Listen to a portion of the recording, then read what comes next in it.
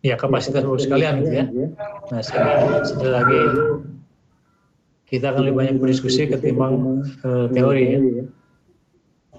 Kemudian keterusan tadi ini sama ya. Jadi munculnya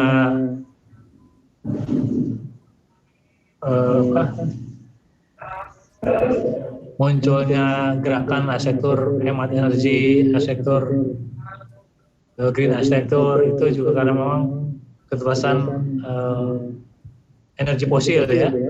Energi fosil semakin terbatas ya, sehingga harus ditemukan tadi kan juga ini mendorong, termasuk tadi kan mendorong teknologi nano ya, sehingga nanti material juga semakin mengecil ya dan sebagainya. Yang berikutnya yang agak makro juga mungkin ada perubahan politik ya. Dan politik, situasi politik juga mempengaruhi misalnya yang kalau ini kan dulu ya tahun berapa 80-an ya jatuhnya komunis ya. Saya kira juga sangat mempengaruhi ya, karena komunis yang sangat totaliter dengan ya Cina masih tetap komunis ya, masih tetap, tetapi sebenarnya dia tidak lagi sosialis ya, tapi sudah kapitalis gitu ya. Sistem politiknya komunis, tapi sistem ekonominya sudah kapitalistik ya, sehingga sekarang itu bayangin ya, sekarang kalau tidak ada perubahan ekonomi Cina ya sejak Deng Xiaoping gitu, menurut saya Cina tidak akan sebesar sekarang gitu ya. Tapi dengan perubahan di satu sisi secara politik dia komunis ya, sehingga tetap kontrol itu ada negara, tetapi sistem ekonominya kapitalistik ya, yang sangat memuja kapitalisasi ekonomi, sehingga menurut saya itu ekspansinya luar biasa gitu ya, dengan potensi SDM yang besar, sehingga Cina sekarang mungkin mengalahkan Amerika ya, karena itu bisa kita lihat juga ya implikasi terhadap sektor kan, kota-kota di Cina itu, di Beijing, di Shanghai itu, menurut saya itu sudah menjadi bagian dari pameran arsitektur dalam realistik gitu ya.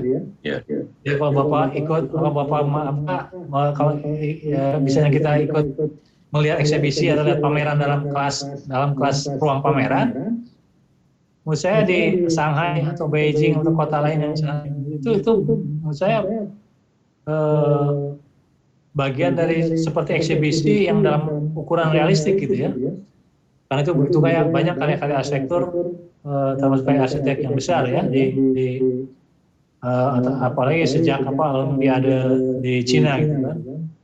Nah, jadi itu menurut saya memang perubahan politik itu pun mempengaruhi terhadap arsitektur ya. Nah, di Indonesia kalau Bapak lihat itu juga sama ya. Sejak Soekarno itu kan. Ini bisa baca buku karya siapa nih ya. Ada peneliti Soekarno. Apalagi. Jadi intinya bagaimana pemberian orde lama ya, yang baru lepas dari Belanda gitu kan, dalam konteks masih membangun, masih dalam situasi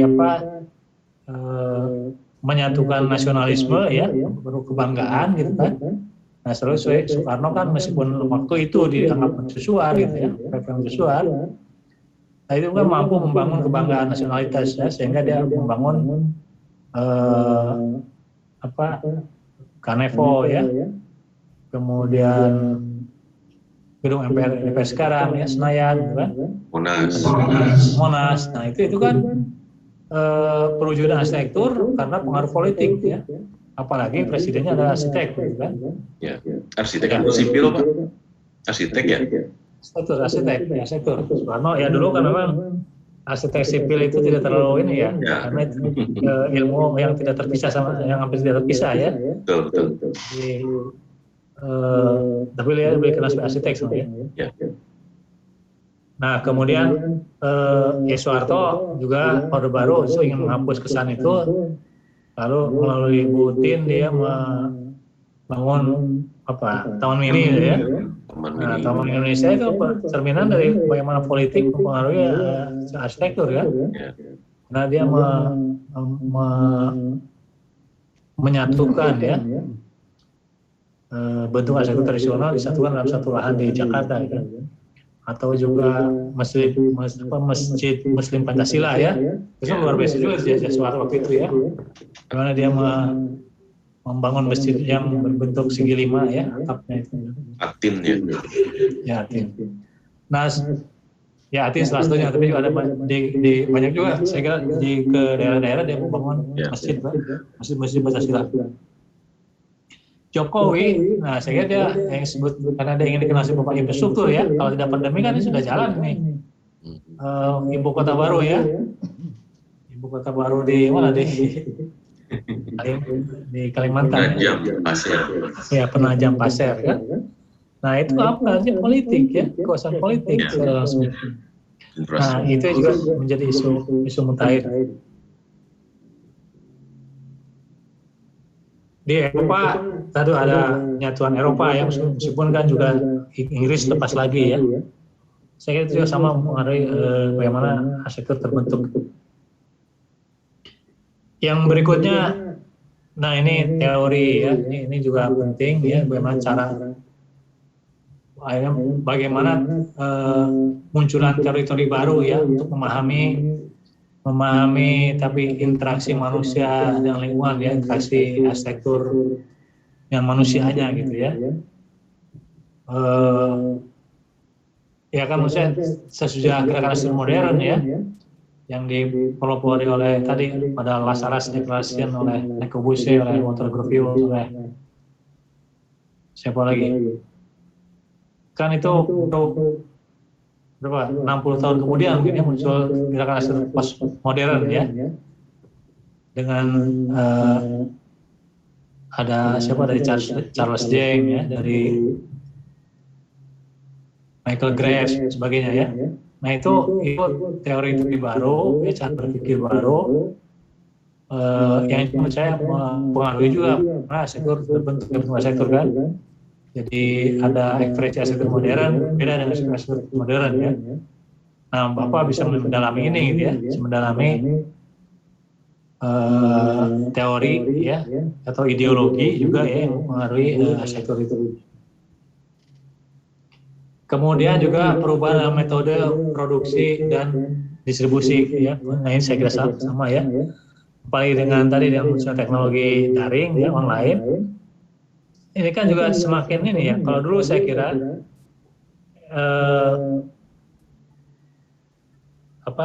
distribusi, ya, dari produk pabrik itu harus melalui distributor, ya, yang membuat harga mahal di pasaran. Sekarang itu dari produsen itu bisa langsung konsumen, ya, mulai perjalanan daring. Saya itu kan memakai distribusi, ya. Nah artinya mungkin nanti itu gudang-gudang, ya, gudang-gudang itu tidak dibutuhkan lagi, gitu, saya.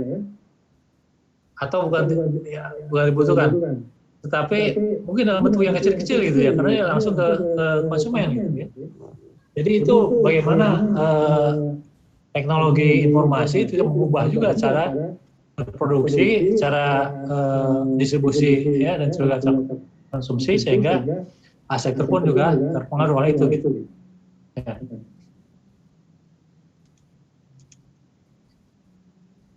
Nah, yang berikutnya saya kira sama, ya, tentunya terkait juga dengan tadi faktor-faktor sebelumnya. Saya kira ini berkembang, kita akan sekarang sudah munculnya gaya hidup baru, ya, gaya hidup baru. Di Indonesia kan misalnya dalam 10 tahun terakhir, 5 tahun terakhir, ya, bisa muncul gaya orang tidak lagi bekerja di kantor, ya, tapi di kafe, ya, kan, ya, anak muda, ya, atau misalnya bapak-bapak pebisnis kan bertemu di mana, di kafe sekarang, kan, di restoran, atau anak muda bekerja di co-working, ya. Nah, co-working itu co-working itu isu kontemporer, gitu, ya, isu mutakhir, karena dia baru di Indonesia baru 5 tahun terakhir, gitu, kan. Nah itu pengaruh gaya hidup, kan, perkembangan teknologi, gitu, kan. Nah saya ke depan itu sama, gitu, ya. Dulu misalnya kritik kepada modern itu karena dia memisahkan, nah tadi, ya, revolusi Indonesia, kan, memisahkan dari keluarga, gitu, ya.